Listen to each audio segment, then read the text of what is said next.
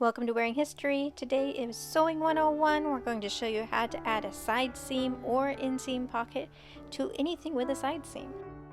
You're going to need a pocket piece that looks like this. You can either use one in your pattern or draft one yourself. If you draft one yourself, make sure that you draw the side seam that it will open on so it's shaped the correct way. I've added a straight bit at the top for my waist seam, and then there's a big rounded part, and that is for your hand to go inside of. It's very simple to draft one of these.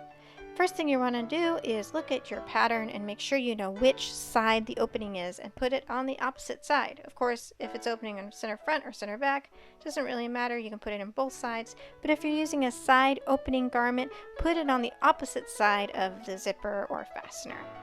So I am doing right sides together and I'm matching that side seam now.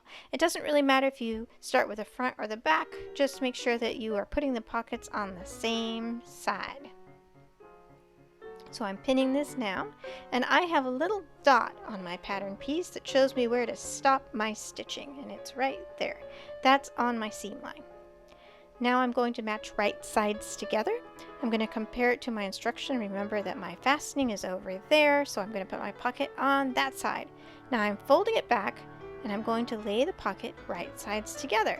So you see how I have one garment piece on top of the other garment piece? That just helps keep me organized and remember, yeah, these pockets need to match together, so I'd better make sure that they're in the right spot.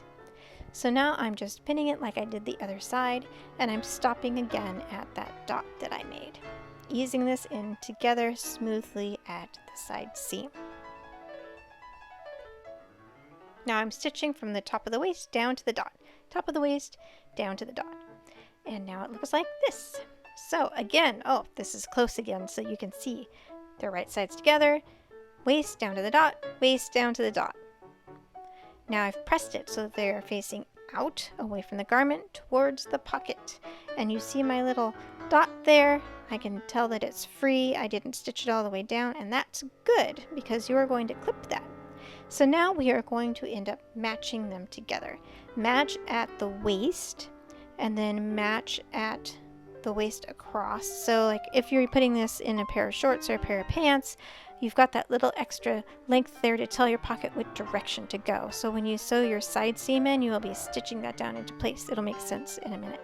If you're sewing this in a dress, you may not necessarily need to have the top straight bit to match to your waistline. So you can ignore that and just do a shaped rounded pocket all the way around. Regardless of which one you do, you need to clip these. So you need to have a nice little hinge where you can get into your seam allowance and control where you're going without catching the extra bulk. So right now I'm clipping it at an angle into the dot. It looks like this. So I've clipped, and I can see that when I'm stitching my pocket all the way around, I can get to that dot right there and there. And then I continue my stitching without catching the extra seam allowance. So I'm matching those dots together, and I'm going to pin those to place.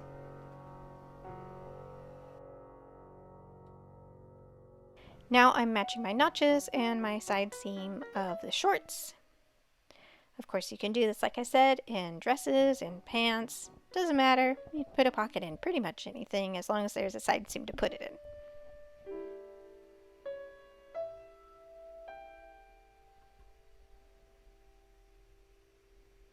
Now I am going to check my pocket. It looks good, so that's going to get all stitched. Now I'm going to be matching right sides together on my pocket and pinning around the curve, making sure I don't catch any of my hinge with my pins, because I really don't want to catch that extra seam allowance. It'll just make things a little bit bulky there. So now I'm grabbing my pins and I'm starting to match those two pocket shapes together. And since you cut them double, they should match exactly the same. Double means cut two. So you cut two exactly the same size, which means that you'll be able to ease them together and get a nice shape. Also notice how long I made my pocket. I hate having short pockets and then things fall out of them when you lean over or whatever. I gave myself a little bit extra length in my pocket so that I could put my keys in there or what have you. It'll actually stay in my pocket. Now to sew it, you're going to stitch all the way around the curve like that, and you're going to stop. You're going to make sure you didn't catch your seam allowance, and then you're going to go all the way down to the end of that side seam. So it has a hinge, leave the hinge there, don't catch the extra, up to that dot, stop, and then you can start again from the dot down to the bottom.